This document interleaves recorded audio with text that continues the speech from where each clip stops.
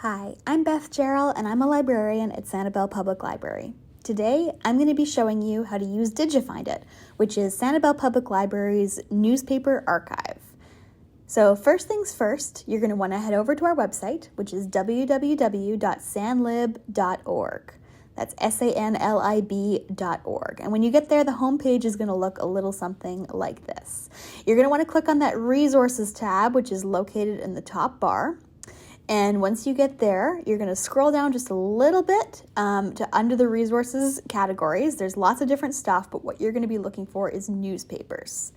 So once you click on newspapers right there, it's going to go all the way down to the page, and you can see there's the Islander, there's the Island Reporter, there's the Island Sun, but the one we're looking for is Sanibel Public Library Newspaper Archive. And if you click that, it's going to open up to DigiFind-It, which is where the name comes from. It's www.digifindit.com, but the easiest way, of course, to access it is from our website.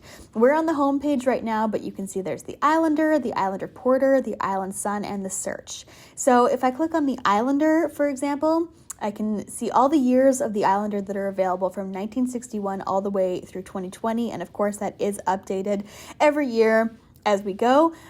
So if I click on a year, let's say I want to click on 1964, I can see all of the editions that are out there from every month. Now, we don't have every edition, but we do have a good selection of them. So if I click on, for example, July 16th, all I have to do is click on it, and then I can start reading. It just scrolls down. It's a nice PDF. You can even download it if you want to. And to get back, you just click that back button. Island Reporter, same thing, except it's from 1973 through 2012. And Island Sun is from 1993 through 2020. And same thing, if I click on, for example, 2008, I can click on any of those editions and read more, and of course use that back button to go back.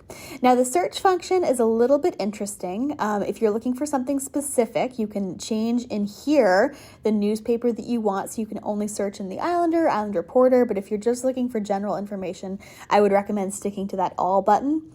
Something of note is that we do support wildcards or truncation operators, sometimes is what librarians call them, which means that if you're looking for specific information, sometimes it's better to use these operators, for example, quotation marks, to find what you're looking for. So for example, I search here in quotation marks, George Barnes, who of course was the founder of Casa Ebel and the Thistle Lodge. And putting his name in quotation marks will allow me to get all results, not just George and not just Barnes, but George Barnes altogether. And then I click that search button right there, and it takes a few seconds for that search to work. But once it does, you can see George Barnes has popped up. There are many, many, many different results here.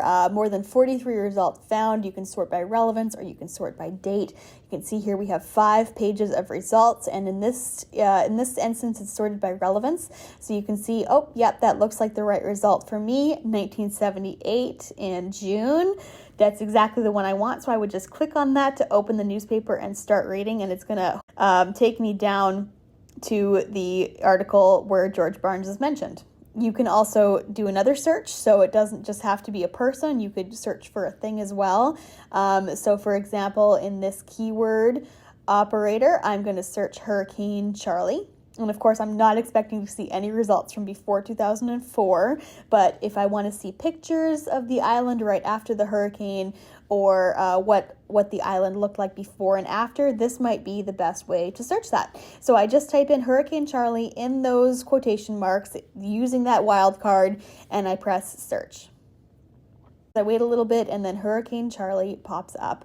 You can see most of my results here are from 2004. There's going to be a wide variety of stuff, but you could click into any of these and read these articles, and of course it tells you Island Sun, Island Reporter, to just the right of the date. And that's DigiFind-It. Of course, you can always contact a Sanibel Public Library librarian if you need some help, and we're more than happy to walk through one-on-one with you to show you a little bit more about how to use DigiFind-It. Thanks for watching.